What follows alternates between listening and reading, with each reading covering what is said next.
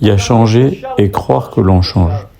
C'est comme quelqu'un qui est dans le TGV. Il va de Paris jusqu'à Londres.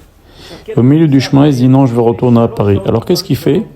Il court dans le TGV vers la queue du TGV. Et il croit qu'il va atteindre Paris, mais finalement le TGV il continue à le mener jusqu'à Londres. Tout ça c'est de l'illusion. Il croit qu'il change, il croit qu'il retourne vers Paris, mais il continue son chemin. Donc il y a changer et croire qu'on change. Changer, c'est changer pour de vrai, changer complètement.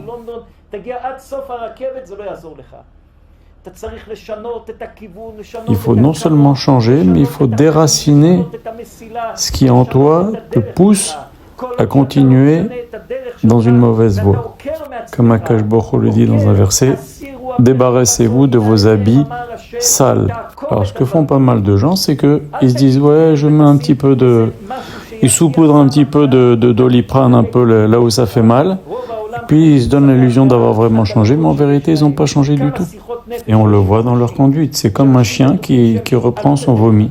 Excusez-moi, mais c'est l'expression de nos Chachamim. Et finalement, ça montre quoi?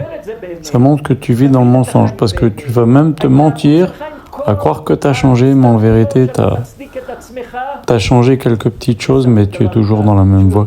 Et là, en plus, tu vis dans le mensonge, à croire que tu as changé. Il faut déraciner le mal et changer vraiment, à 180 degrés.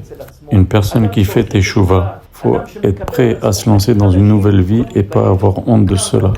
Quand David Amelech a dit « j'ai fauté », quand Yehuda a dit « Tamar est plus juste que moi », ils ont su reconnaître leur erreur et ils ont fait un changement à 180 degrés. Et s'il n'entame pas ce changement à 180 degrés, il va, lui et ses enfants, continuer à dégringoler.